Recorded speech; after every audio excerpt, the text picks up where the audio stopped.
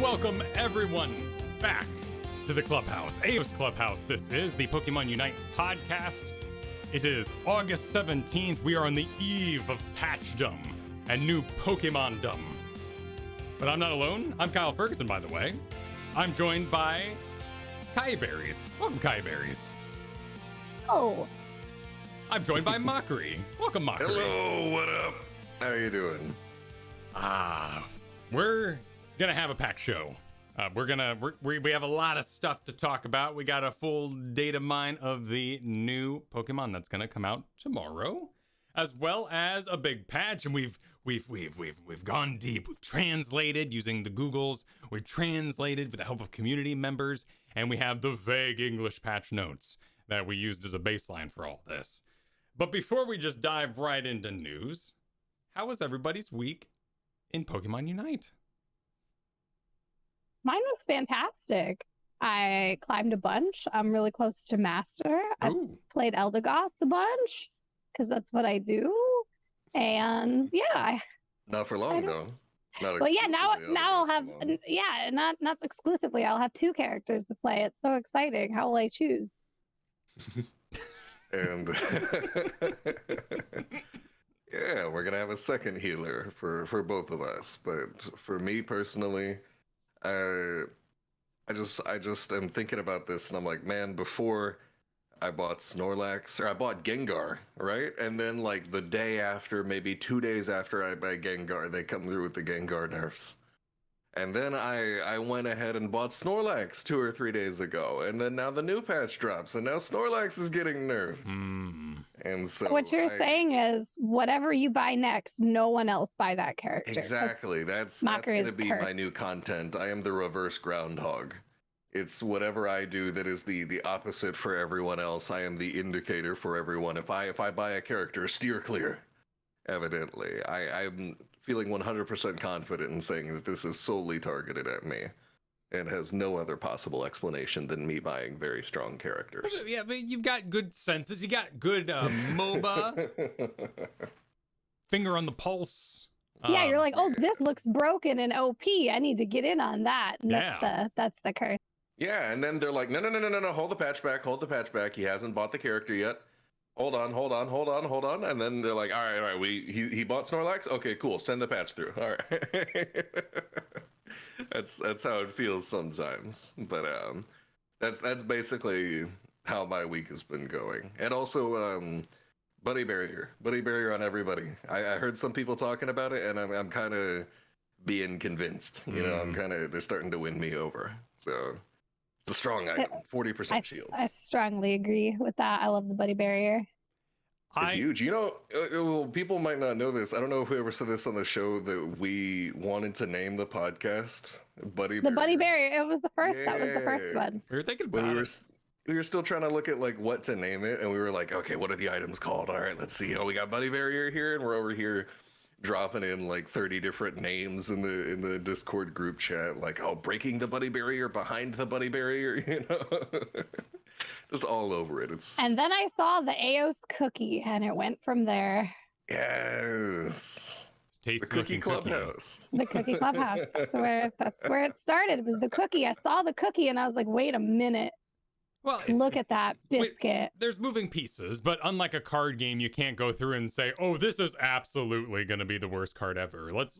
We'll safely name ourselves that, so it never gets confused as to what we're doing. But you know, we didn't know.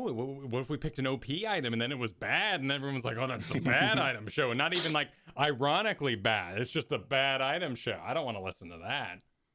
Oh, you're right. The psychology of it all. I'm far beyond me. I'm feeling the buddy barrier bullying as well. This is my first week really playing with a group. I got in a 3-stack with Tweep and Gorath, and we did okay last week. And come this week, the buddy barrier brawl, the pile-ons were just so much. And I feel it particularly as the Gengar doing kind of the straggler hunting, because nobody's straggling, because they're all on top of each other, just piling on and on. So I have a hipster bone in my body. My first reaction was like, well, maybe it's something completely different that I can do completely differently. And I went and like bought a score shield and was like trying to get weird, and now I've just bought a buddy barrier and I'm buddy burying. In my item lifestyle, I've had buddy barrier the whole time, but I'm starting to wonder if I'm going to change out XP share. Oh. Only because I'm faced with so many people. It's actually comical. I'll be in the lane with whoever my lane buddy is because I'm Eldegoss, and we'll get something down and I'll stop attacking it because I want them to last hit it, because that's, first of all, I'm a support and you're a carry. That's how that's supposed to work. But then also I have XP share, so I do not want to have more XP than you under any circumstance. And they just, like, they want to share so bad. They're like little kids and they're afraid they're going to get in trouble if they don't share. We'll stand there like a Mexican standoff deciding who's going to last hit this mob. And then some like enemy will come rotating in and I'm like, oh God, I've got to hit it before they steal it and steal the XP. And I end up, like, there was one point where I was a higher level. I had more XP than like our Zera aura. I was like, what is happening to me? And it happens a lot. So I feel like I'm not getting the best value out of XP share if people refuse to let me be last. I remember we were talking about how you can't passively evolve, it seems. Yeah. Like, you can't evolve via passive experience from what you have to get at least like one. Yeah, and the XP share XP is passive XP. So I remember playing an Eldegoss game where I was sitting at level like 3 all the way maxed out to level 4 for like several minutes. Because I just didn't get the last hit on anything, and I wasn't getting any kills. And then I finally get a bit of experience, and it's like, boom, level 7. And yeah, that's always really funny when you get those. I'm fine with those games. I'm not fine with the games where my carries won't just take things. I'm like, please, I'm here for you, and they're not about it. So I've had an alarming number of games where I wasn't getting XP share value because I wasn't the lowest level on my team. So I maybe need to reassess that. I do wonder if it's causing like an abundance of just mental shutdown. It seems like whenever I see someone AFKing in the middle of the map, they have the XP share item and they just go, I don't even know what to do anymore. What are you thinking about putting in over the XP share? I don't know. That's the thing. I don't know what to do with myself. Yeah, that's something I've really noticed, because I feel like on special attackers, it's kind of like a weird situation. Like special attack mage, like what do you put on? Because it was recently found out a while ago that Shell Bell has an internal cooldown of like 10 seconds. Oh, it's so sad. That's the one where when you hit enemies with abilities, you heal yourself. But apparently that can only go off like every 10 seconds. And so everyone's like kind of, immediately cooled off on Shell Bell, even though a lot of people were running it right at the start. I know Floatstone, for example, people were really high on it at the first step of it, and then all of a sudden it was like, oh, Floatstone takes like 8 seconds to kick in, and, for a lot of the game, you're just not going to be getting the benefit at all, so now everybody's starting to ditch Floatstone, I've seen. So that's always like the big sort of question for me with any of these, is like, where do you fit that item in the sort of like item economy of it? Because I feel like tanks have all these items they want to put on. Tanks want to put on Score Shield and Buddy Barrier and Assault Vest and, I don't know, Rocky Helmet or this or that or whatever have you. Ranged auto attackers, we've got like Muscle Band, and I know Cinderease is huge on Scope Lens, and then Buddy Barrier, and that's it. So that's always like the big question for me when you're like talking about moving items around. I'm like, what are you giving it up for? Because some characters I'm like, man, I really don't want to give up anything. And other characters I'm like struggling to find items that don't feel bad. It's a sort of interesting little facet of how the items work right now. The percent-based health certainly, or anything that's based around health, certainly makes it an easier choice when you get to those tank characters, at least wanting them in the first place. And that makes it a tougher choice when you get to something that's maybe more speedster or an all-arounder, where you're not really going to have that health that's going to do as much. But Buddy Barrier just overcomes that obstacle by, regardless of actual like upgrades to the item itself. The base level 1 item is already so good. Yeah, it's 20% shielding for you and an ally at the start. Then at level 10, it bumps up to 30%. Then at level 20, it bumps up to 40%, which is crazy to me that you can have a 40% shield on yourself and an ally. And also multiple Buddy Barriers stack. Like, you can have multiple Buddy Barrier effects stack. So if everybody just walks in and ults in a team fight, your team is super tanky, and they're just not going down.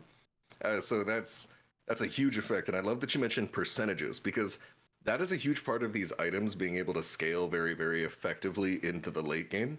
With how your stats increase each level, the items that give flat bonuses can kind of fall off when you start to approach that Zapdos fight, which, as we all know, is the most important fight in the game. So at that point, getting those items that just scale proportionally to your stats, Bloody Barrier's got the 40% HP, Wise Glasses is a percentage-based increase of your special attack, Muscle Band is percentage-based damage. Like, all of these are still just as good, if not getting better, as the game goes on, because Bloody Barrier doesn't do much for the first 8 or 9 levels of the game. Until you get your ultimate, it's just a health boost. But I think that having that additional power at the Zapdos fight is worth, in a lot of cases, a lot more than getting like a little bit more flat stats right at the start that tend to fall off as the game goes on. Yeah, I ended up replacing my my muscle band this week because I was using it for farming early on, and that was definitely the first thing to go when we got into Buddy Barrier Town. But Buddy Barrier, it's good, and don't resist the call, because everything is kind of being changed around it. The tier lists are rarely in agreement right now, so we're definitely in a Wild West time period where things are moving so fast. It's basically middle school popularity contest. Do one thing wrong, Speedstone, and you're out. In the patch cadence, we've had such a fast patch cadence already. As HOTS players, I feel like I'm getting whiplash. The complete difference in speed and everything. It is a little kind of 2015 MOBA feeling all around. Yeah, it used to be like this in HOTS too. It was frightening. You couldn't sneeze. You'd sneeze and there'd be a new character out, and you're like, oh my god. Let me play exactly like I did last week. Oh my goodness. It was something else in the early days. Yeah, I remember I was playing for the first few weeks of Unite, and just sort of stumbling around the map, having a jolly good time. And then all of a sudden, the meta was like, if you're not at Dreadnought when it spawns, you are trolling out of your mind. When that realization hit you. That was in our game with Haloran, and he was like, "What are you doing, Mochrie?" Like it was. Yeah. Just all of a sudden, like, I got to master just sort of bumbling around the map, just wandering. Oh, hey, a kill over here. Cool, a buff camp. And then I actually had some competitive players, Shot and his teammates and a few other people like that watching my stream. And they're like, oh, you're leaving your buff camps up. You got to be at those when they spawn. And you got to be at Dreadnought when it spawns right at 7 minutes. And if you farm everything super perfectly, then sometimes you can be level 9 at that first Dreadnought camp, which secures everything. And I really just sort of got my first glimpse out of being like a solo queue player that has like no idea what's happening, into like seeing the meta. And it's like you said, it's just rapidly shifting. Like it went from like 1 week bubbling around, next week to like, oh my god, this guy's not a Dreadnought 7 minutes. He's throwing. Whatever it may be that makes you make that change in your life, it is shocking. Like I would say I love to cook, but really, I love to improvise and like to be like, it says a tablespoon, but I'm gonna like, I'm just gonna. Cakes are amazing when you do them properly, and that's basically, we're entering cake times now. You got to have your physique, you got to do the proper workouts. There's a big difference between cooking and baking, right? Yes. Yeah, cooking is an art, baking is science, and we might be getting into baking territory. Speaking of baking, it has eggs. I'm gonna ride that. And let's talk eggs. Yeah. Let's talk about Blissey, who approaches the stadium here. In their own words, not mine, Blissey is an Egg-cellent support Pokemon with moves that heal or increase basic attack speed.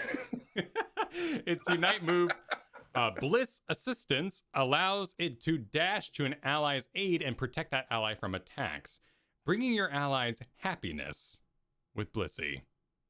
Coming on the 18th of August. That's tomorrow. That is tomorrow. So by the time this is up on like listening platforms, it might just be out. Right, but we do have all the information thanks to data miners here, and the movesets are interesting. This is a difficulty novice. It is a melee support. The internet was, of course, very sad that Blastoise was delayed in any sort of way. However, I do understand the need to perhaps fill out the game with more than one healer at the moment. Yeah, it might be.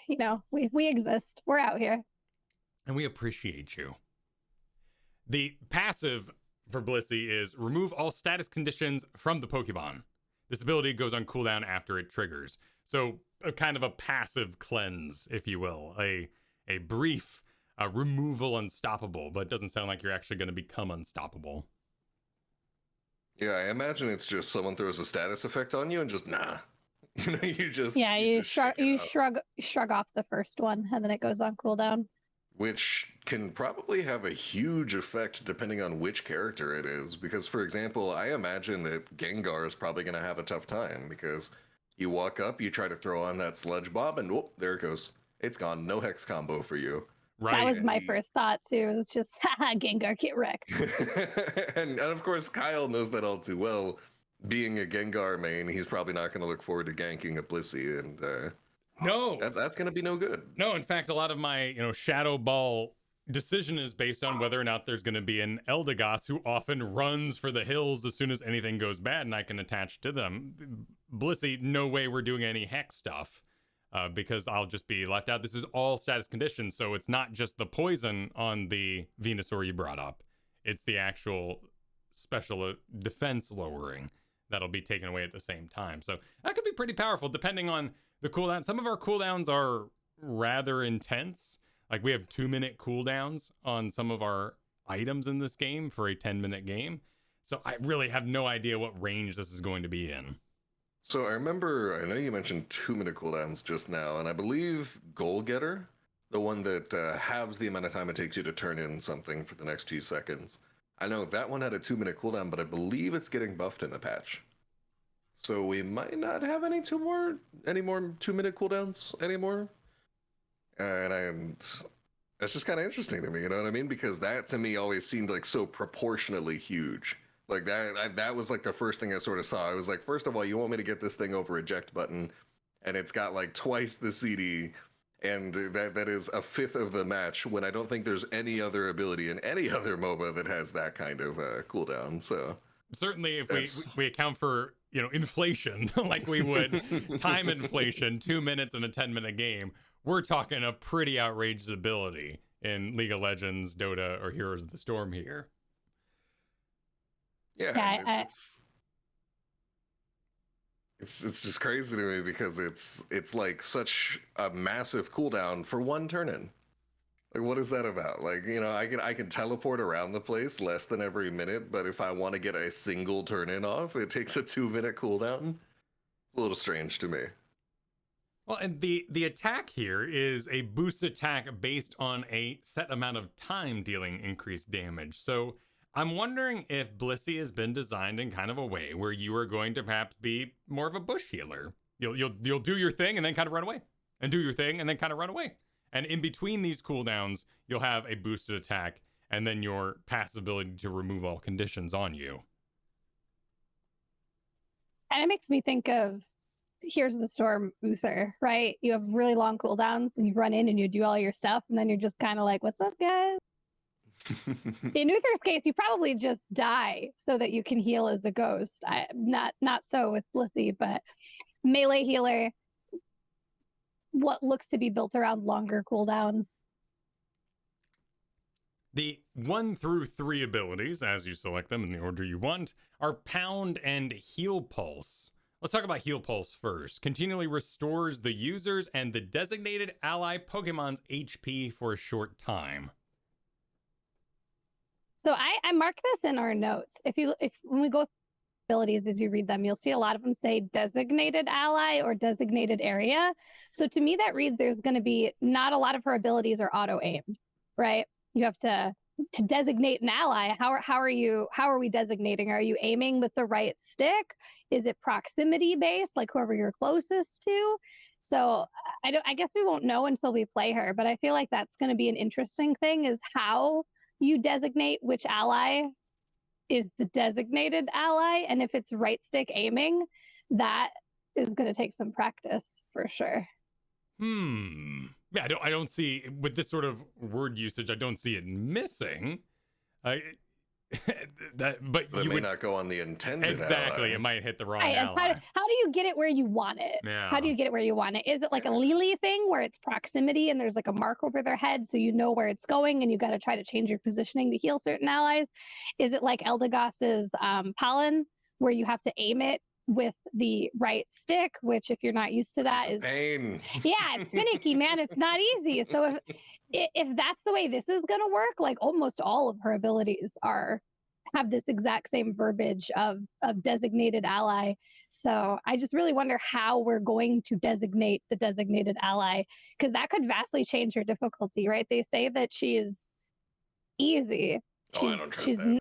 Yeah, they say she's novice, but if all of her abilities are right stick aimed, that's not novice at all. That's going to be a pain.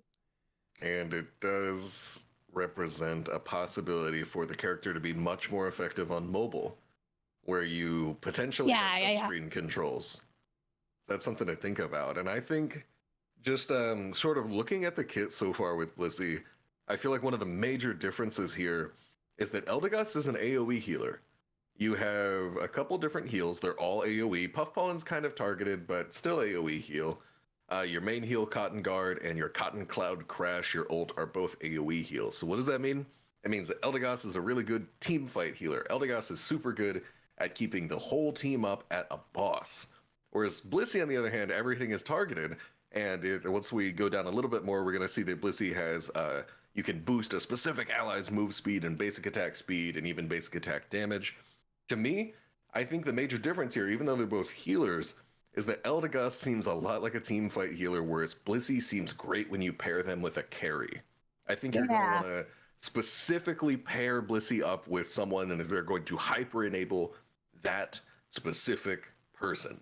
And I remember I was even playing Quick Match last night, and it was in the 3-on-3 mode, I think Aroma Park.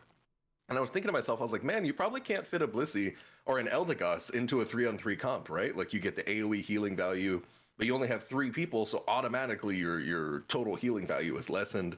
You're missing out on damage. But I think that there's an argument to fit a Blissey really, really well in a 3-on-3 comp, you know? You're gonna enable the people right next to you. You're not missing out on any healing value at all. So, you know, I know that the Quick Match has no ranked mode, and maybe it could in the future. That would be kind of cool. But there's an argument to be made for Blissey being kind of very effective in very different situations from Eldegoss, and that's what I like. They're both healers, but they are very distinct. Yeah, I really thought of her as a cool hyper carry enabler with Helping Hand at level 4 when we get there.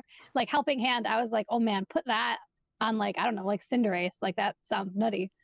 Well, that's exactly what Cinderease needs, is more movement speed and more basic attack speed. It would be hilarious. Yeah, that is a very frightening proposition that you've all made, because we've already seen the power of the attending Eldegoss taking care of somebody and just how much harder that Pokemon can go out there on the field. Somebody actually empowering them further is rather freaky. But let's dive straight through Pound, which is going to be your other ability you'll have, 1 to 3. This is a attack in a designated area, damaging and decreasing movement speed for a short time. So it might be a little sticky, or at least helping your allied Pokemon be more sticky. But let's dive into that. You mentioned Helping Hand. For a short time, greatly increase the user's and nearby ally Pokemon's movement speed and basic attack. Oh dear, Death Ball. While this it doesn't say one. It's not one. It's nearby ally. It could be all of them too. It's not just the Cinderace, but... Oh, I didn't even realize Helping Hand is an AoE. I'm looking at the graphic. Yeah. It's a circle around you. Good lord. You buff everyone's move speed and attack speed around you. Oh no! So for anyone who might not be in the MOBA or StarCraft, back in the StarCraft days, you would basically box select wrap all your whole army and you'd throw it in a big pile at your enemy, and you called it death balling because it was silly, super easy to do. It didn't take a lot of nuance. So death balling is kind of this negative connotation that you've probably experienced, where the Snorlax surfs you and the Slowbro surfs you and the Snorlax slams you, and then just everything happens and you didn't get a chance to play. And this definitely kind of runs into that idea. There's more text though. While this move effects last, all the users' basic attacks become boosted attacks. That's got to only apply to Blissey, right? Yeah, I Blissey is the assume user. Yeah, I read that as only being Blissey. So Oh, thank goodness. There'll be her increased damage Okay. that she gets. That's how I read it, at least. It'd be hilarious if it was It would be everybody. insane to have a level 4 team-wide Aurora Veil for everyone. Dude, it would stack with Aurora Veil too. Think about Oh my that. goodness. Like a Ninetales in Aurora Veil, and then you drop the helping hand. And like that will be insane. Yeah. that's going. No, will be nuts. that is still going to be insane. It's going to happen, but Yeah, your attack speed's increased, so there's going to be more veils. But thank goodness,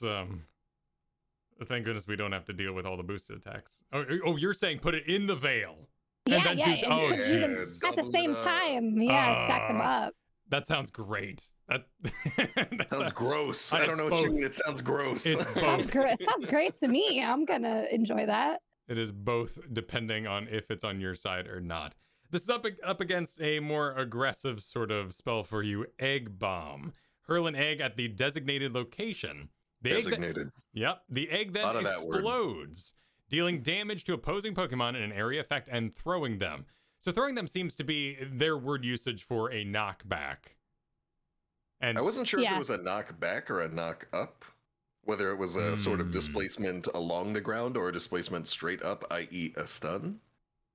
I'm not 100% right now. I will investigate this very odd.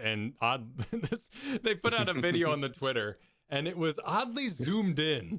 Like, yeah, and it's the worst video ever. I'm sorry. What is the point of that video? it's Okay. supposed to showcase, maybe get me hyped. I really don't know what I'm looking at in a lot of these cases. It's just there's no text or no voiceover explanation, so it's just Blissey just going like this, and I'm like, what am I? Why are you showing me this? What do you want me to do with this? Get Yeah, excited. I was watching the apparently. moves that were used, and I saw a helping hand and a bliss assistance, which is their ult. I call it a blistance. Nice. And we didn't even get to see the egg bomb even in that video. I thought maybe they'd show us the full kit, but no, they're like, have a couple abilities and the turn-in animation, because that's important. Listen, Which is so lackluster too. It's just like Yeah, they just wiggle a little bit. not a good video. listen, this is coming out in 2 days, but we need to hold back a little bit. You know, we don't want to ruin the hype train or anything, or get No, I'm any- super excited for the character. Hype train in full effect, but I can still say that video was lame. Level 6, you'll have access to Heal Bell and Soft Boiled. Creepy. Heal Bell. Remove all status conditions from the designated allied Pokemon, and makes it immune to hindrances for a short time. Hindrances? It's a cleanse. It's a cleanse. It's It's a cleanse with unstoppable. unstoppable. Okay. Yeah. Yeah, immune to hindrances is the way this game says unstoppable, but we've all seen it on a Machamp running at you at Mach 5 in lane before they flip you over. And they've got that huge unstoppable over their name. It means you'll be able to take any kind of debuff off an ally and make them unstoppable. And then once you upgrade this move later, you're even going to be able to give them a shield. Wow. And this is what I'm talking about with that carry enabling. If you've got an unstoppable Greninja, an unstoppable Cinderease with boosted attack speed and a shield and remove status effects all at the same time, I think that this is going to be Hyper Carry's best friends to duo with, and that's going to be part of it right there. This one I feel is going to be super dependent on how they do how you designate the designated ally, because like you were saying about it possibly being better on mobile. Like let's say the enemy Gengar hits your hyper carry with their purple sludge, and you want to cleanse them. How quickly you can apply that cleanse is going to really like decide how good this ability is, because if you're using like the right joystick, it might be too clunky to cleanse effectively, like quickly. Like you need to get that debuff off of your ally, and that one on a touchscreen you could probably go much faster. If it's like proximity based, then it could go. I really feel like the power of this ability and some of the other ones are going to be determined by how you use them and how quickly you can get them out and get them where you want them. Okay, so I've got Interesting. two major thoughts on this. So the first one is there's no draft in Unite right now. So if Blissey is able to remove status effects from themselves and also from allies, depending on how strong that ability is, without the ability to tell if the enemy team is going to have a Blissey, this could just potentially take certain heroes out of the meta. Certain Pokemon could just be too risky to pick on account of the fact that they may have a character who just shuts your kit down. And you have no idea what they've picked until you've picked. And then secondly, this ability, as much as I'm talking about how much it could enable a lot of cool stuff and have a huge effect, I feel like it's competing with something very, very strong in soft boiled. It's true. And it replaces your heal. It replaces whatever your initial heal pulse. So if you take it, you don't really have a heal anymore. Whereas soft boil is a heal. So yeah, you're even your ult isn't a heal now that I'm reading it. So you're right, so you have no healing if you take it. You're deciding that you don't need the heal more than you need like a cleanse. So that is really comp dependent, right? What enemy Pokemon's status effects is so threatening that you need this more than a heal. I'm glad that it's there, and choices like that are cool to have where you can say like, what do I need more? But it is, yeah, that's the other thing. It has to compete with your heal. That just seems so safe to me that you have the option of having sustain healing, or hey, the enemy team has a bunch of status effects in draft. Cool, counter those instead. It seems like you are able to sort of retool yourself for the situation. That's really that is a cool choice. That soft boiled is throwing an egg to an ally Pokemon, not designated ally anymore, restoring its HP as well as the user. So them having the egg also gives you a heal at the same time. One of my favorite things as a support player is when you heal someone else and it also heals you. Because at least to me, the last person I ever want to heal is me. I don't know if it's something wrong with my brain or what, but on like a priority list, I'm like at the bottom. I'm like below lane minions for some reason. So I always lean towards talents or items that will give you passive healing when you heal somebody else, because that is the only way I will live. Generally, I'm with you there. I love binding heal on my priest in World of Warcraft. Yeah, same. Anduin has, Uther Q, Anduin binding heal. Malfurion has one in HOTS where when he heals herself. Yeah, it's all over the place. We love these abilities, so I really love that on soft boiled, because then while you're hyper focused on your allies and keeping them up, you're healing yourself anyway. You'll live longer. It'll be great. A maximum of 3 uses can be kept in reserve for this move. So when I first read this, it sounded like it was going to be a ground potion kind of thing. Like you'd be leaving little soft-boiled candies around that everybody can pick up, much like the fruits you find in lane. But now it sounds more like you're tossing them. Yeah, no, if you toss an egg and it hits the concrete, are you going to go eat it off the concrete? No, you're not. You got to catch it and eat it right then and there. But can I later? Like, like if the shell's still on, I might, depending on who tossed it. I don't think they would do that, only because that's how Eldegoss's pollen works, right? Okay. If you don't actually hit a player with it, it just sits on the floor, and then other people can run into it before it expires. Yeah. So I don't think they'd want them to have the exact same mechanic. That would be too reasonable. Too samey, right?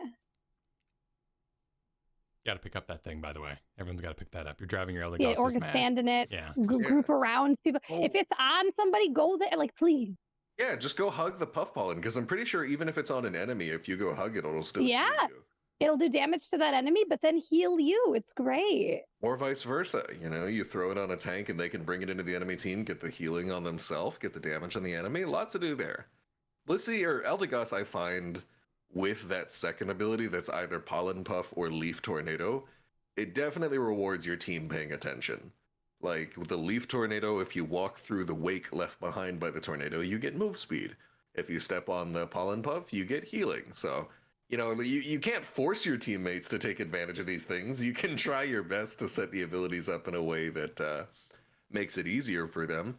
But if you're Blissey, you can. You just hurl the egg right at their face. You're just like, hey, catch this. Yeah, that definitely seems. The more I'm looking at this, I'm like, man, it seems like you don't really depend as much on your allies to take advantage of it. It seems, although Helping Hand is largely a utility buff for your allies, so that does kind of depend on your teammates to pay attention and actually utilize the buff. Well, and with the But number of hopefully, charges you seem to have on this too, it just sounds really active and fun. Like How that, many is it going to have? The upgrade just says increases the maximum number. Increases it to what? Will I have 6 eggs, 9 eggs? How many eggs? I say 4? 5. A dozen? Because when something increases from 3, it's usually 5. I don't know where I'm getting that, but that's just how nature works. That sounds reasonable. I just kind of wish they would let me know. You know, I just kind of wish. Why do you have to hide that? Why What in does the that? Fibonacci sequence did Kyle Ferguson just say? Odd numbers. Let's talk about the olds. Yes. Bliss assistance or bliss assistance? A blistance. A blistance. That's way more aggressive, and this is kind of aggressive. It's kind of a weird Unite move. Has the user dash to the designated ally Pokemon to give it an egg, and like this is like booster rockets out the back. Blissey's gonna give you an egg. Take my egg. Yeah, it's so funny. Guys, Just there's an obvious angle here. Blissey is Danny DeVito offering us all a nice egg in these trying times. Gotta get that but it's patty not egg. like let me offer you an egg. It's like drink this egg. You're like, Just walks up and shoves it in your front shirt pocket and just leaves. it's aggressive. It is. It's like Machamp running in the lane at you, but then he hands you an egg at the end. It's really all right. Yeah, forces the jaw to chew kind of action here as you get a shield and increased attack and special attack for a short time. The user also intercepts a portion of the damage received by that Pokemon for a short time. Let's talk about that. I kind of love these abilities. I think they're awesome on tanks in World of Warcraft and any sort of game where you say, I'm going to be self-healing here. As we talked about, maybe with Soft-Boiled, I'm getting a little bit of heal back. And now I'm going to intercept some of that damage. We're sharing health. We're spirit bonded. Yeah, so if you see somebody is about to take a ton of damage and potentially perish, you can run in and be like, I got you, buddy. Like, I will take the damage for you. The ultimate support move. My first gut reaction is I've seen this before. This is Lucio's high five. It's a very similar mechanic. You're dashing to an ally, but the difference is you're probably a lot more tanky than a Lucio is. And this is just another ability that lets you buff a carry. Yeah. I think that's just what I'm seeing. Like I a lot of times if you'll notice like a certain character has like a full kit that can be entirely dedicated to one thing, that thing's usually going to be kind of good. If you can tool your entire kit for one purpose.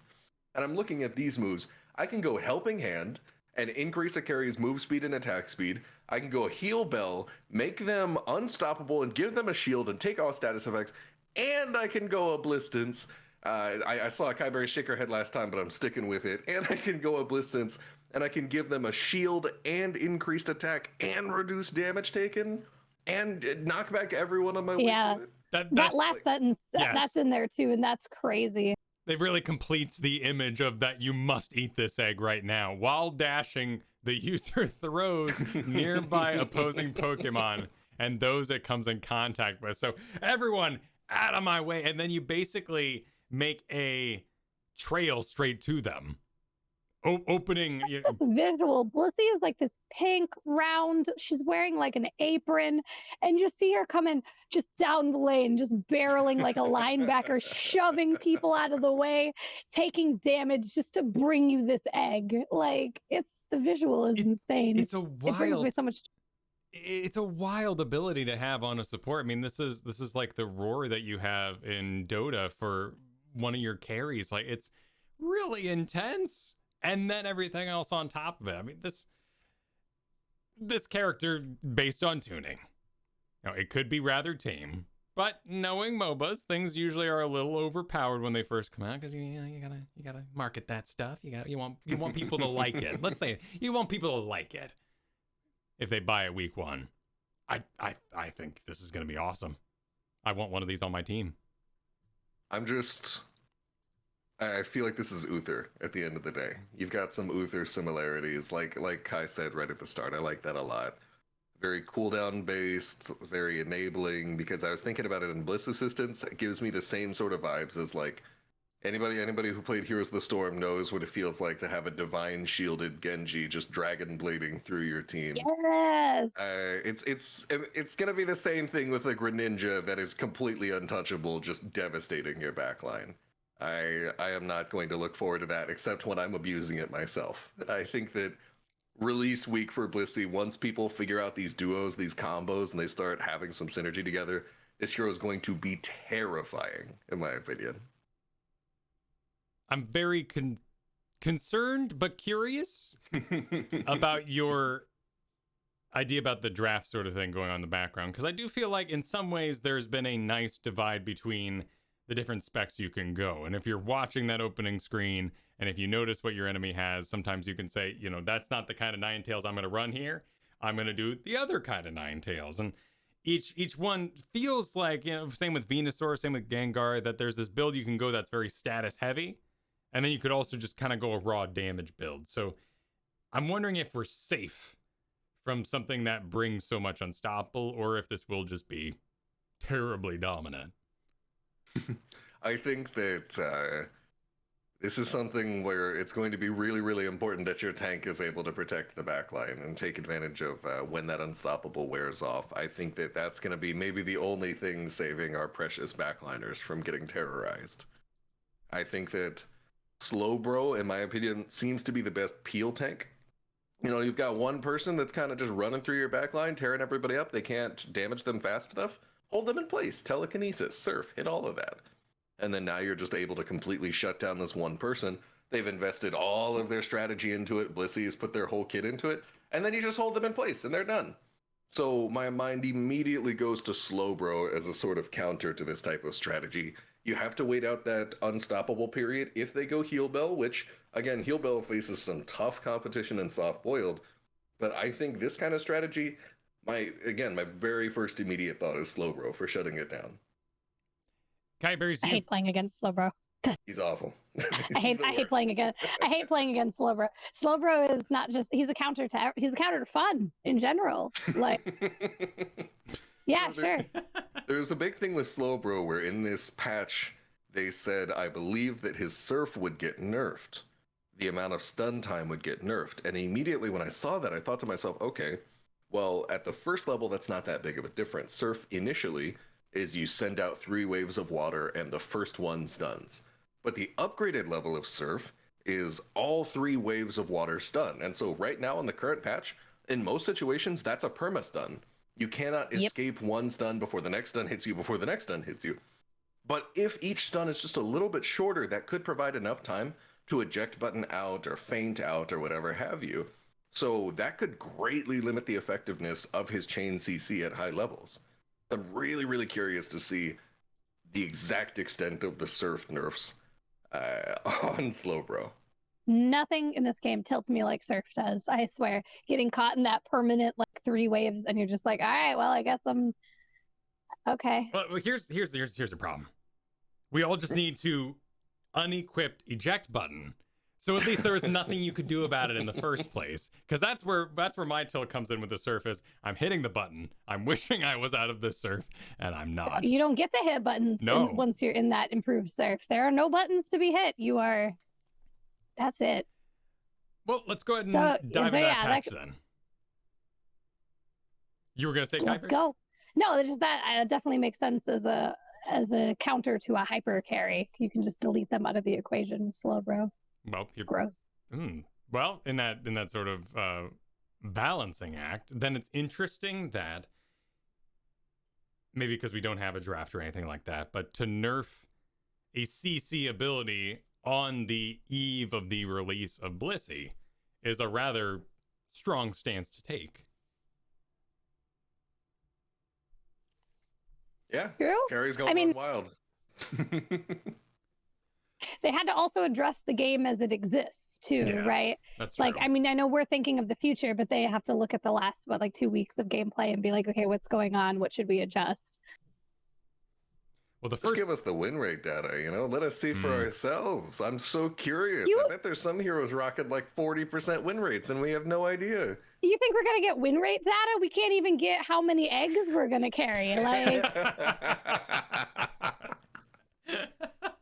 Imagine getting numbers. What? My favorite patch note, and I tweeted about this last night. My favorite patch note I've ever seen in any game ever was Garchomp movement speed changed. Up, down, left, Changed. That is the most vague thing, other than bug fixes, which is also hilarious. But you're right. You know, we're not getting much. Luckily, though, we have awesome community members. Like, shout out to Mr. Chia, who got in our Discord and posted a self-translated version of the notes, which was really nice compared to what Google gave me at the same time. So these are going to be a little more in-depth than what you might find on the screen here if you're watching the stream, as well as what you will find on the website, because yes, they do continue to be quite cryptic. First up, they only give the good patch notes in the Japanese version, but we got and those aren't that great. No, they're not. I mean, the Japanese notes are better than the English notes, but even those are just like, I feel like why are you purposefully this vague? It seems like they had to delete information out intentionally. Yeah, it takes. Should we tell them how much we changed the move speed? Nah. Right, Take like, it out. It actually takes more work to be this vague. Right. Yeah, because some. Enough. First, it just baffles me. Go read them. Read the baffling notes. Crustle, Stealth Rock, cooldown reduced, and Rock Tomb, damage dealt to opposing Pokemon increased. Cool.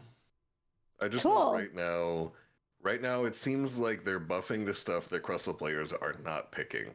Yes. Because right now we talked about this either on last episode or the one before that every Crustle seems to be going a full bruiser build of Shell Smash, where they're giving up some defensiveness for move speed and damage, and then they're combining that with X Scissor for just huge damage deleting carries. It does like over half your health. It's nuts. And they buffed the exact two other abilities that Crustle players are not picking right now, in Stealth Rock and Rock Tomb. So that's a pretty classic MOBA patch, you know, like where you're not really sure the exact extents of the effects of a patch because they buff stuff that nobody takes. So who's to say how much this will have an impact? Yeah, they definitely did this last balance patch as well, where the changes were majorly to stuff that nobody was playing. So it's like, I didn't even know Stealth Rock was an ability that he had, because nobody takes it and I've never seen it. I was like, I'm not even familiar with that. So we'll definitely need some time to see if players start picking up these buffed abilities. I'm also, as I've never seen it because I always see X Scissor, what's stealthy about these rocks? It's an AoE damage area that slows, but I don't think nobody goes invisible. Nobody gains reduced movement, or I guess a movement speed decrease while inside of it. But yeah, there's nothing like they can't see you, like our Greninja business. I'm not sure about that name, Stealth Rock. Rock Tomb, great name. Great name. Anything stealthy if it catches you by surprise, I guess. That could be. The fact that it was taken surprises you. Moving on, we got Garchomp. And that movement speed was increased. So movement speed I would hope so. Yes. Everyone was begging for buffs to the character. That'd be funny if they reduced it just because. You Just to want buffs? Nah. punish that one Garchomp player that's still out there. Mm-hmm. Again, Garchomp feels uniquely bad to play with because it feels like it is not a character until fully evolved. And when you're behind, you will end up in situations, where they've got like 3 levels on you and their jungler is fully evolved, ulting your team, and you have a Gibble. And you're like, oh no, it's so useless. I don't understand. It feels like it just takes him longer to level in general. Even if you're not behind, you still appear to be behind. Other people are fully evolved and he's just not. And it's like, I don't get it. We're on for XP. We're at the same. How is this possible? I don't know if it's just a perception thing or what, but whenever I play with a Garchomp, it always feels like he's leveling so much slower than everyone else. And I don't know why. I do think Gible is the cutest Pokemon that is currently on the roster, and I think people just don't want to stop looking at Gible, so they avoid the experience. That could be it. That could be it. Personal theory. Yeah. I mean, Gibble's pretty good. That early Crustle though, I do like him a lot. He is a cute little crab. That is true. He also got a bulldoze damage increase, which is going to help that early game then, because that's just a straight up 1 or 3 ability for you. And then Dragon Rush cooldown reduced. So Dragon Rush was the dash that brought enemies along with you. And I think that is another ability that is kind of underexplored a bit. Like, that's a lot of utility. The ability to forcefully reposition the enemy. That is boss control for zoning people. That is peel for your squishy backline. That is the ability to bring enemies in to get, taken out by your backline. So I personally think there's a lot of really cool Garchomp plays. And I know when I played him, I had a lot of fun, even though the consensus seems to be that he's a little weak right now. So I'm kind of, I'm looking forward to these changes. I hope that he's going to be in a good spot because I enjoyed the character for what it's worth. Yeah, he had a lot of release power for me just because he was so sticky before we noticed other ways to disengage, and a lot of those escape buttons came online. Next up, Slowbro, which we talked about a little bit already. This is the Surf. Duration of effects on opposing Pokemon decreased. And I really like your thought, Mochrie, that this will hopefully be just the slightest little window to get a button press in. All you need is just a moment. Just a moment. And then Scald. This one was, rather confusing. The English version said bug fixes, damage dealt to opposing Pokemon increased. So what we know is that they fixed a bug where the slow effect was not activated if the steam was dealing damage. So basically it was removing its own slow. Is the bug that was going on there. Oh, that's awful. And now you have a damage increase. So now your slow works and you have damage. Did Scald compete with Surf? I believe so. Let me take a look here. Okay. Scald and Surf. Yeah, they're up against each other. No one will ever take that. Surf got a slight nerf, and Scald got a sounds like a pretty significant buff. If one of its effects was just missing sometimes, and so who knows? It's literally, I know I feel like I say it every week, but it is totally just a wait and see situation where. Is this a Talonflame buff where Talonflame got a 2/3 damage increase on an ability? Or is this a Pyro Ball buff where Cinderace's useless pile of garbage Flame Ball ability got a 4% damage increase? No opinion. 4%! Snorlax. Heavy Slam. Damage dealt to opposing Pokemon decreased. Block. Duration of the effect on opposing Pokemon decrease. The effect is the sort of knockback stars around your head dazed stun that you receive. So I'm pretty excited about that one myself. It's also a flail. Go for it. I was just gonna say I love being pushed into a wall by Snorlax. That's one of my favorite things to have happen to me. What's the cooldown on that thing? Because it is up. None. 0. It seems like it's always up. Yeah. Still, it's less tilting than Surf somehow, but yeah, that one is that's a strong ability. It's actually 11 seconds. Well, it lasts for so long is the thing, because I'm pretty sure the cooldown starts ticking once you cast it, not when it ends. Okay. But the thing about block that I really like, so it says duration of effects on opposing Pokemon decrease. So again, I think this is kind of like the Surf thing where before, if a Snorlax popped block and just ran straight at you, that was a perma-stun. In a lot of situations, Snorlax could perma-stun you because it would push you off, it would knock you back, you'd be stunned during the knockback, and then that would give Snorlax enough time to walk back up and stun you again. So cutting the duration of that stun just by a little bit could remove the possibility for Snorlax being able to perma-stun you. It could give you the ability to dash out of being wall stunned, maybe, or even avoid just in the lane, just the brazen walk up and stun. So I think that in this patch, we were looking at it and like Snorlax seemed like he just did way too much.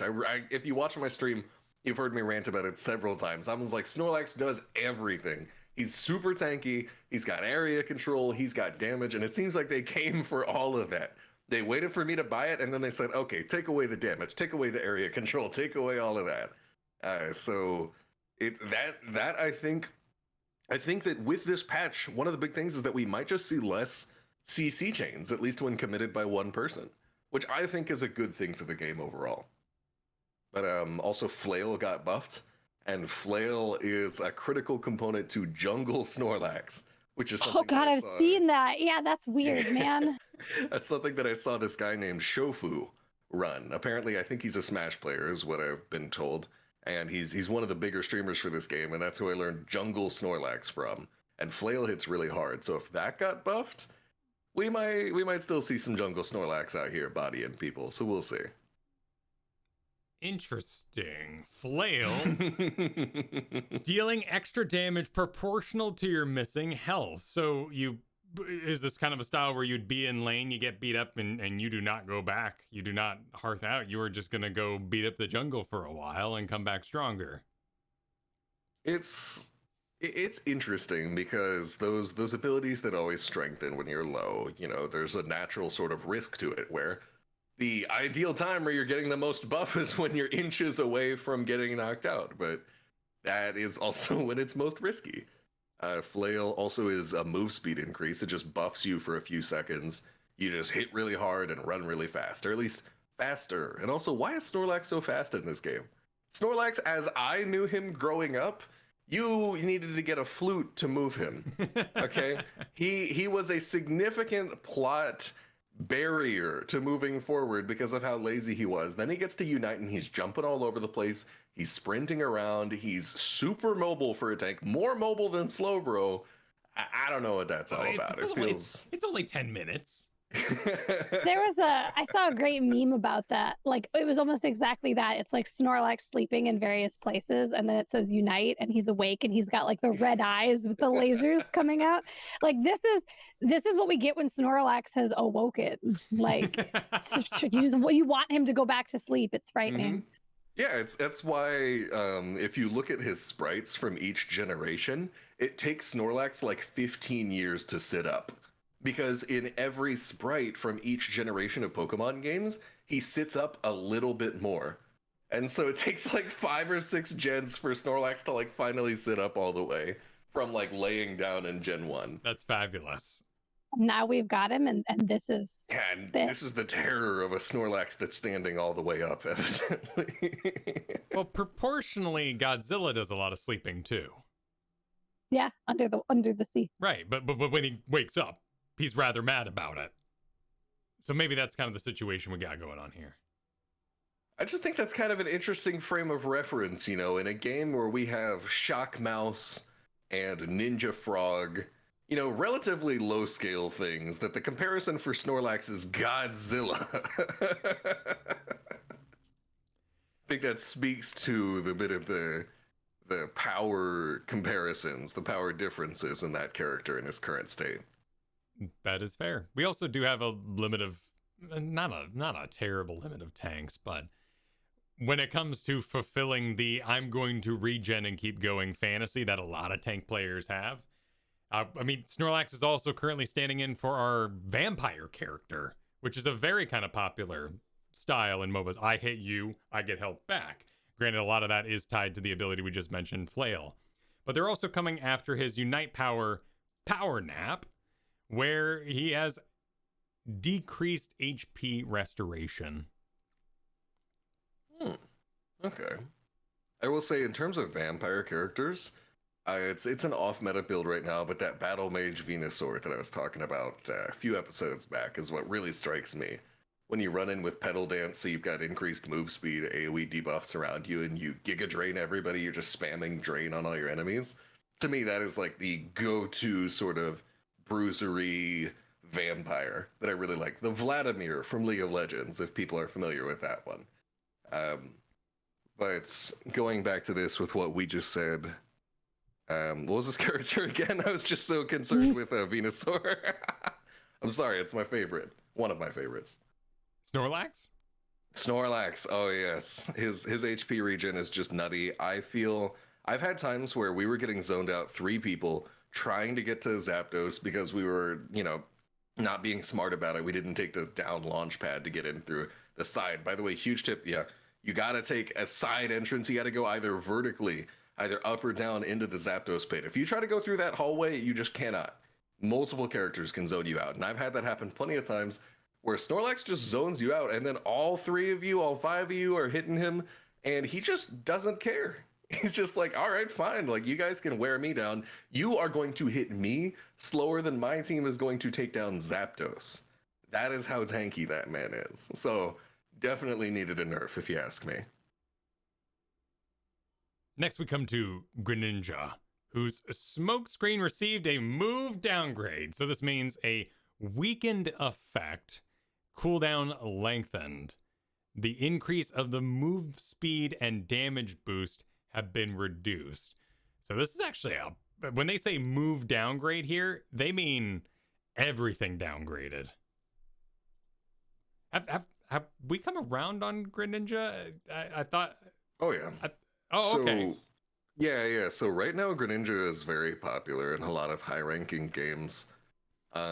Typically Greninja just hyperscales out of his mind.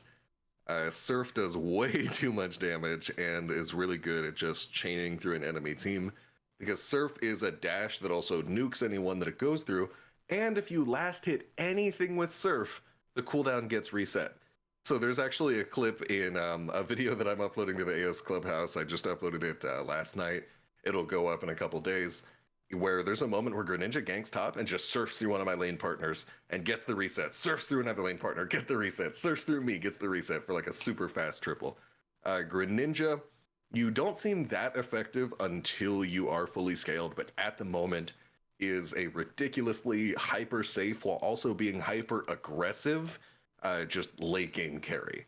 Right now, he definitely takes some getting used to. There's a lot of skill expression with him, considering his abilities have to be woven in certain ways, and he's got a lot of movement, which automatically means that you can express your skill on the character in a lot of ways by perfecting your positioning and your dashes. But Greninja is in a very good spot right now. At least pre-nerfs. Are you feeling that as well, Kiyeberries? So I have like a really mixed feelings on Greninja, right?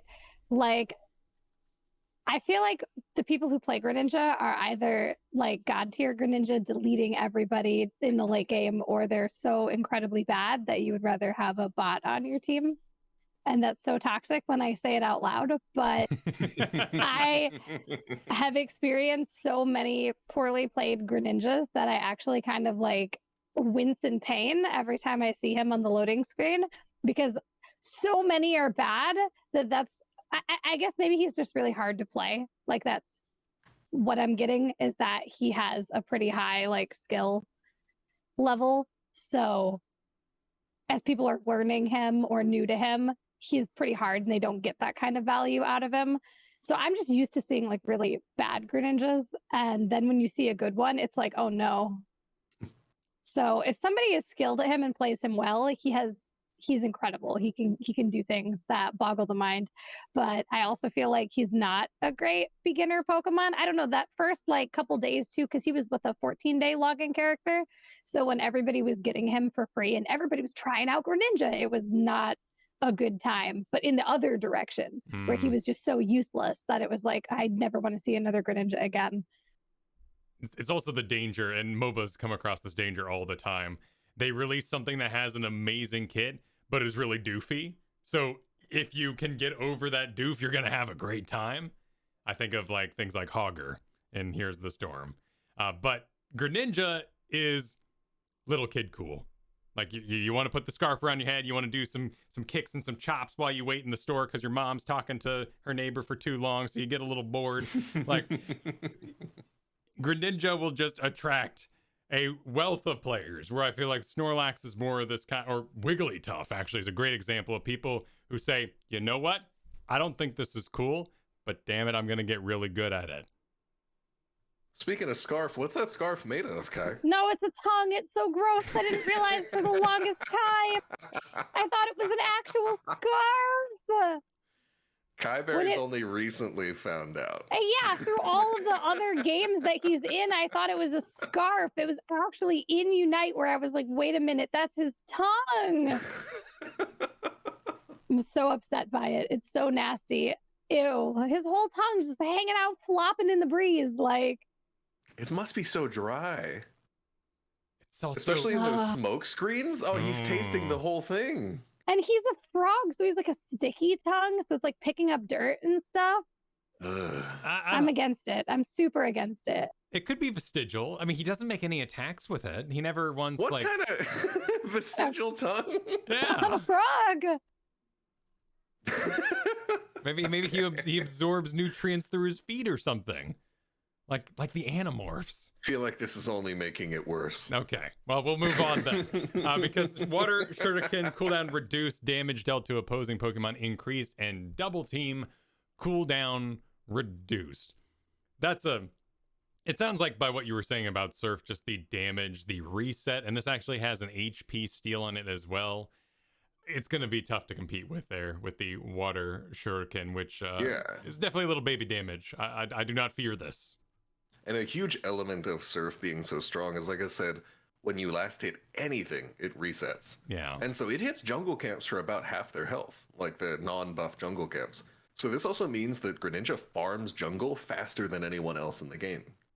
Where you have, like, for example, Gengar, who can delete camps pretty quickly, sure, but it's going to be on cooldown every now and then. Whereas Greninja is just auto-surf, auto-surf, auto-surf, and you have just cleared the jungle faster than anyone else. And then you can smoke screen into lane, walk all the way up to the enemy laner, because stealth is very strong in this game. It does not get broken by dots. You don't see people through stealth. There's no indication that there's a stealth character near you. So Greninja turbo clears the jungle as fast as possible and then gets ridiculously strong ganks. And Smokescreen even preps a boosted attack for you when you use it. So you smokescreen in a lane and just bam, boosted attack into a Surf. That's enough to delete like anybody at half. So unless these changes are absolutely massive, and it seems like they are, Smokescreen, like you said, has like 4 different bullet points for its nerfs. The build was super strong, but we'll see exactly what happens here. I think it's gonna be a hard sell to get off Surf, like you said, but these are a lot of changes. Wigglytuff. Unite move. Starlight Recital. A bug fix. No charge for wild Pokemon or dunks was discovered. You won't get any of that charge up. That's actually a really big deal, because like, so that's actually a buff for her then, right? Yeah. How because farming jungle to get your ult charge is like so massive. Like you need to do that if you know there's going to be a boss fight, and boss fights are really predictable when they're about to happen. So the fact that you couldn't do that on Wigglytuff and that she's effectively getting buffed makes me scared, because I already hate that character. Yeah, so we talked about the big Greninja kind of change up. Kiyeberries, you were the one, let's say, on the fence about Wigglytuff. Where are you now? It's not that I was on the fence about her. It's just that she's not actually a support, right? So I tried to play her at first thinking she was a support because I'm a support player, and then I found out she's a bruiser, an all-arounder, a battler. She's a pink version of Machamp. She just slaps the teeth off of people. So it's not my playstyle. She's a very strong Pokemon though, and she's really good. It's just not my playstyle. I'm not a slapper, you know? She's not a support. She's not at all. Crustle is an all-rounder and Wigglytuff is a tank, a defender. I think that those two players, those two Pokemon, are miscategorized. I always put Wigglytuff as an all-arounder just because she reminds me so much of Machamp. And if he's an all-arounder, then she's an all-arounder. And then love the hand, the glove for the slap, the big old glove, and how Chansey now has one as well with Pound. She does have a big glove, huge too. Cartoon glove, like the villain from Smash Bros. You know what I'm talking about? Master Hand, yeah. Yeah. Or Crazy Hand, depending. I think the massive cartoon hands are just hilarious, and the more abilities that have them, the better the game gets. On the note of miscast supports, though, Mr. Mime is also not a support. He's just an attacker of some kind. Like, he just does damage. Like, I don't know why the supports aren't supports, but they're not. So just throwing that out there, Mr. If you see Mr. Mime on your team, he's not going to help you. He's just gonna, yeah, he's just a damage dealer. So don't expect him to support you at all. Just weird damage. Is that something you'd like to see change? I know a lot of people. I feel like there's balance, which people are really happy with. The Pokemon continue to be released at a good cadence, but a lot of people are now waiting to make their sort of big commitment decision to see if something's done about Zapdos. Do you think it would be a show of good faith, of a good balance, of good use of their time to redo those categories? I think especially for those two Pokemon, yes. The conspiracy theory side of me thinks that the reason that they're labeled as supports was just because they thought it would be weird to only have one support, so they had to put somebody there, anybody, just to make it look like there are supports in the game. So maybe after getting Blissey, since we'll have two, maybe they could, but those two need to be recategorized. It's ridiculous having them as supports. They're not supports. They don't support anybody but themselves. They're just damage characters. Maybe once we get Miltank, they'll get moved out. maybe when there's actually 3 actual supports, they can move those two, but they don't belong there at all. It's always a tough. It's a tough thing to do because they did nerf down Eldegoss's heal numbers. So I'm curious if they will continue to use that as the baseline for the amount of heals they even want in this game. In something like classic World of Warcraft, you had more of a situation where you had like one healer, the priest, and then everybody else was a hybrid. Yeah, the nerf to Eldegoss wasn't even that large of a nerf. It's there for sure, but it wasn't like, it didn't break the character or make her unplayable or make her bad in any way. I think you still would want an Eldegoss on most teams. Like, she's still really good. And I think Blissey is going to come in with quite a bit of healing as well. I guess she could choose to not have it with some of those talents, but I think actual healers, actual supports, actual characters that buff their teammates, it doesn't have to be just healing. You've got shielding, you've got buffs, positive status effects, all that good stuff. There's still plenty of room for that in the game. And I hope that when we get a couple more, or even just Blissey would be enough for me. I don't care, just to get those two out of there and put them where they belong. You know, we did. If nothing else, it confuses some people too, right? They see a Wigglytuff and they're like, "Oh, you can't go Eldegoss. We already have a support," and it's like, "No, we don't." Do you think that, here's the scary question for a lot of MOBA players, do you think that we have characters with enough damage to do double support? One mega carry being supported by Eldegoss and Blissey. I want to say no, but like, I don't know. I don't. My gut instinct is no, but my gut instinct is yes. Double no! support. Oh no! Double support is busted. Well, I am so ready to see it. Double support if one of the supports is Wigglytuff or Mr. Mime, sure, because they're not really supports. But Eldegoss and Blissey, right? I don't know. Yes. Eldegoss to support the team. Blissey to support the hyper carry. Hyper carries are called hyper carries because they scale hyperly. But you're running out of team. You're running out. You can only support so much team when half the team. You don't put them in the same lane. Okay. You put one of them in a side lane and one of them in the other side lane, and then you have your hyper carry farm until the cows come home. You've got a tank, and then you pick one other person. I promise you, it's going to be good. I am staking everything on this. All right. I'm betting the farm. Okay. Eldegoss Blissey is going to be a nuts team fighting comp. You're going to have so much healing. Double support was ridiculously massive at HOTS and still viable even today. And one of the only major drawbacks of it was the lack of macro, the lack of clear. Well, guess what? Lack of wave clear is not that big of a problem in this game. We even saw a resurgence of double support in League of Legends for a decent bit of time as well. They were running double support for the team fight power for a while. I think it's going to be huge in this game, personally. I don't think it's an either or. I think you can go both and still just ball out on everybody. Well, let's try it tomorrow. Hell Be yeah, there. let's go. Let's go. I am super down. You do not know. See, this is why they added a second support, okay? I was trying to play classes other than support, and they nerf everything I buy. But now that there are two healers, Kiyeberries and I do not have to fight for the role anymore. We can come together. We'll and just enable both be the someone role. else. Yes, exactly. But then who's going to be our hyper carry? That's the question. Shot, where you at? Oh, hey! We'll find somebody. We got some more bug fixes still to go. Cinderease basic attack bug fix. This was a fix to bug where movement speed was being increased while a reinforced attack was being prepared.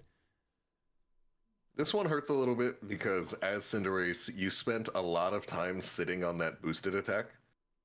Whenever you evolved, it prepped a boosted basic attack. And also, Cinderease is one of those characters that does not drop their boosted attack once they've earned it.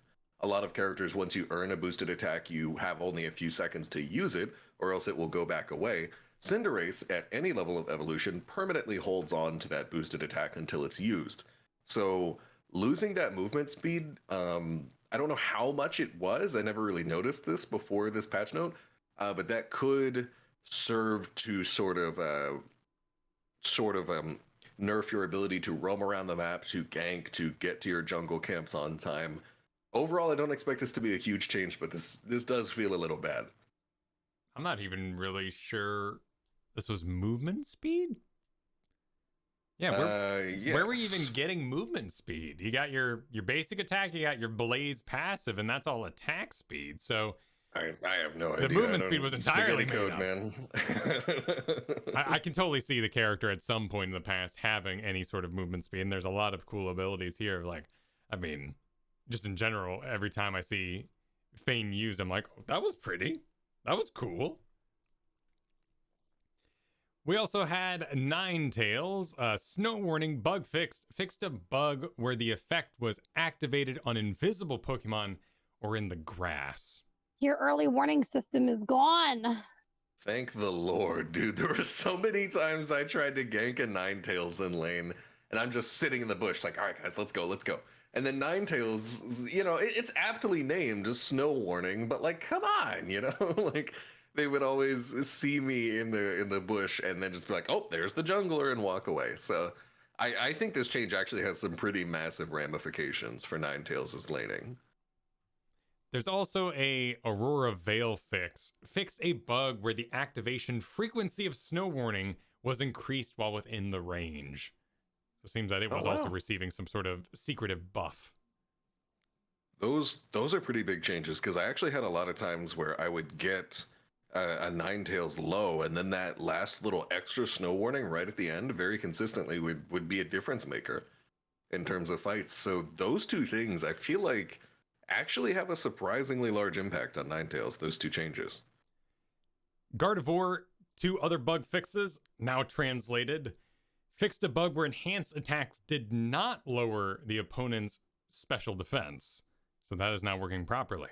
And Psychic now has basically additional functionality. It says it's a bug fix, maybe it was already intended, but Psychic now has the added effect of lowering the special defense of the hit Pokemon. So Gardevoir, we talked about her on release. She was supposed to be this big special decreaser. Wasn't happening, apparently. So now it is. Don't make this character hit harder than they already do. Yeah, I'm like, oh no. She could already one combo kill pretty much anybody in the game if she catches you in her ult. So like, great, now she can do that, but harder? I mean, scary. Yeah, the joy is that she missed and now can't do anything for a while. Like, that's the counterplay, is you gleamed into the future and probably spent your eject button, and now you're gonna do all right. Yeah, she was the one up there though with Garchomp in feels like it takes them the longest in the universe to level up. Like, she's so weak in the early game. She's not even a character until like level 8, maybe even level 9. So I don't know. Maybe if I remember correctly, I think, not to cut you off, Kai, I'm sorry, but if I remember correctly, I think Gardevoir is one of 2 characters that has to wait till level 10 to get their ult. with the other being Zeraora, and everyone else gets it at 9. So her early game is just really slow and really spooky because she's squishy and doesn't do any damage. And that also means that, like I talked about, I think I mentioned it before, sometimes jungler, if things go right, they can bring that level 9 to that first Dreadnought fight at 7 minutes. That is not a possibility for Gardevoir with that ult coming in at 10. You straight up can either be even on not having ults, or you can be down an ult on the enemy jungler, and being disadvantaged when it comes to securing that first Dreadnought is a massive deal. Yeah, it's true. Have you ever still had a Rolts at the first Dreadnought? I had one time. I've had plenty of times where we're several minutes into the game, their jungler's fully evolved, and I still have a Dwebble, the first evolution of Crustle, and I'm like, dude, what are you doing? Oh my god. How are you not level 4? It's so, I've seen it all. It can be a little rough. There are some battle item changes, and as these are all kind of changing up the meta and going to be mixed amongst each other as we talk about them, let's just do the big pile really quick. So we got the Eject Button, stats decrease, increased wait time. I've heard this might be going to 2 minutes, but that's not confirmed. Wow. That would be a huge change. Yeah, that'd be huge. Goal getter. Okay. Stats increase, reduced wait time. Fluffy Tail, stats increase, the effect has been strengthened. And X attack, stats increase, the effect has been strengthened. So very, very, well, stealthy stuff here. Without seeing the specific numbers, I like the direction of these changes personally. Eject Button just kind of was way too dominant, and that just sort of really limited the battle item meta. If it's like, oh yeah, I could go all these other things that have the cool effects, but why would I when Eject Button is just way too good? So I don't know the exact extent. It could be that we're still in the Eject Button meta. It could be that depending on the amount of time, it could be bad now. So, but I think that this will be at least a healthier state of the meta than what we were already in. I'm worried about Eject Button being straight bad. I have no idea what I would replace it with at this point. Like, where's my get out of jail free card? yeah, like it's the only one I've used since the nanosecond I got it. I just don't know what I would do. Plus, I play Eldegoss, who has like very little escape or mobility in the first place, so it's like I need that. We're basically arguing with tradition as well. Like, no matter how bad or how lengthy this cooldown gets for Eject Button, you will still have the Church of League of Legends show up and tell you, it's been this way since the days of old. You do not de-equip that. Flash is a way of life. Although, to be fair, even in League of Legends, there are a few characters that don't go Flash. Yeah. Even in that game. Shaco, I'm looking at you. No, don't talk about him. There's one more big change here, an overall change. When a KO'd Pokemon returns to battle, it has been adjusted so that, this is a translate note, this has been adjusted so that it will not be affected by the opponent Pokemon's attack for a short time. So basically a window of invulnerability after you exit or res. So to prevent some of the spawn camping that can happen. And just make it easier to defend the base. Overall, I think that's a good thing. I can't help but notice it also is only when you've been KO'd, so it's not when you res. Or it's not when you, it's not when you recall. It's only when you resurrect. So I think overall, this is a change that's really only going to kick in. You're really far behind, like I said. So to me, this seems like a good thing. You know, it doesn't feel good to be locked inside your base, and this maybe can even help you a little bit post Zapdos, I imagine, just to kind of imagine some scenarios, because the game is not lost when Zapdos is lost. I've actually won quite a few games over the past few weeks after losing Zapdos, through taking enemies out after they finish off Zapdos, through getting a few back doors in. So I think that overall I like this change, but it remains to be seen the exact implementation of how it's going to work.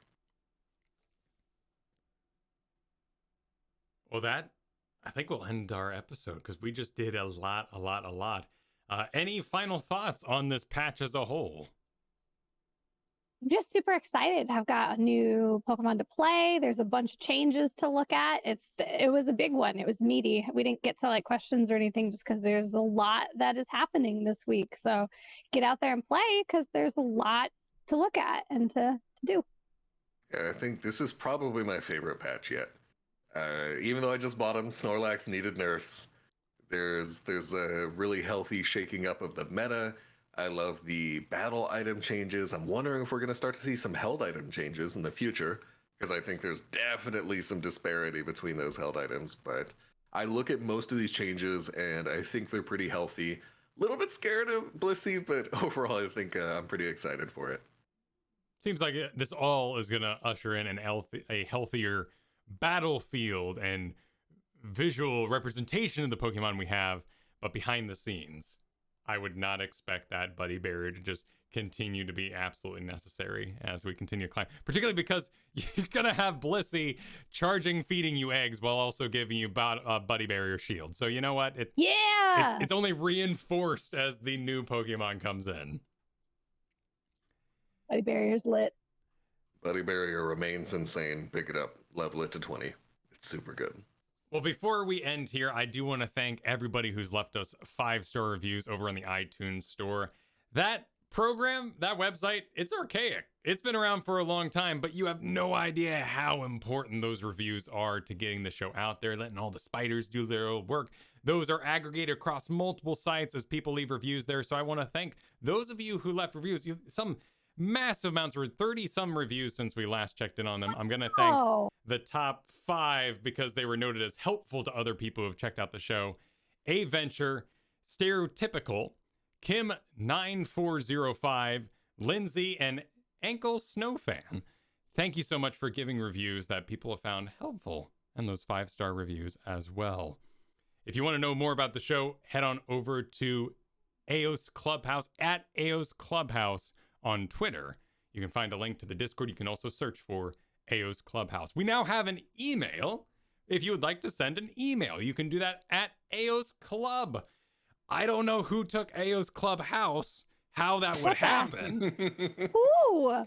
I don't know, but it's gone. What? So, okay. Aeos Club it is at If you're gmail.com. If you're the person who took Aeos Clubhouse at gmail.com, let me know. I will trade you 1 McDonald's gift card to get it back from you. I feel like Kyle must have made it one night very tired and just completely forgot about it. And it's like, man, who took it? What a jerk. Half asleep. I'm just going to use any old password. It'll be fine. I'll remember. Now, wait, is this a McDonald's gift card? Are we talking like Ronald McDonald bucks? They don't do those anymore. Oh, okay. My grandpa's age go-to. showing here? I don't know this. What So are we talking about? this is my grandpa's go-to gift for like holidays. So back in the day, McDonald's had Ronald McDonald's bucks. They were basically like a long red dollar bill, and they came in packs of 5, and you use those because that was before we had gift cards that we swiped, right, for us old folk. And so that was how you gave a gift of McDonald's. You'd give out these packs of $5 Ronald McDonald's bucks. They have since moved on, though. They don't do those anymore. Now you just get a gift card, which my grandpa still does. I'm going to be 32, and he still likes to slip me a $10 McDonald's gift card. So I got a couple. If you've got that email, hit me up. 10, 20 bucks in McDonald's dollars. Oh, let's go. That's adorable. I'm glad he's still at it. He's amazing. Let's shoot it on over to Kiyeberries. Let the people know where people can find your stuff. Okay, well, I am Kiyeberries, Kiye Berries. You can find me pretty much anywhere on the internet at Kiyeberries. Twitch, Twitter, YouTube. I have a YouTube just for Pokemon Unite. I'm very creative. Kiyeberries, Pokemon Unite. I also have Kiyeberries Heroes of the Storm. Just look for Kiyeberries and you'll probably find me. I would love to see you out there in the video games. Yeah, come on over. Mochrie. Hello, I am Mochrie, not Mochrie, not Mochrie, not Morochi, as I heard a caster say one time, which is still my personal favorite. You can find me at Mochrie TV. at the usual places. Twitch, Twitter, and YouTube are my big ones. That's MOCHRIE TV, Mochrie Television. You can find me, Kyle Ferguson, over at KyleFerguson.com. 2 S's. 2 S's. Yes, you must do the 2 S's. Otherwise, you get, I think, like a plumbing company in the Northwest. So that's all right. But, 2 S's. Go for the 2 S's. Twitch.tv/Kyle Ferguson for my gameplay streams. And, of course, let's make sure we go at it again for the YouTube Aeos Clubhouse on YouTube. Soon to be once we get enough subs. So go over there, find Aeos Clubhouse on YouTube. Follow AOS. find the link that doesn't make sense yet because we're not at 100 subs there. Subscribe so we can make that link make sense. And then I can tell you that you can find us at youtube.com/Aeos Clubhouse. That ends the show. Thank you everybody for hanging out. Thank you for joining us for a big patch rundown. Enjoy the new support Pokemon. Good luck, have fun. Woo! Fun times. Bye. Eggs. Still got those McDonald's cards.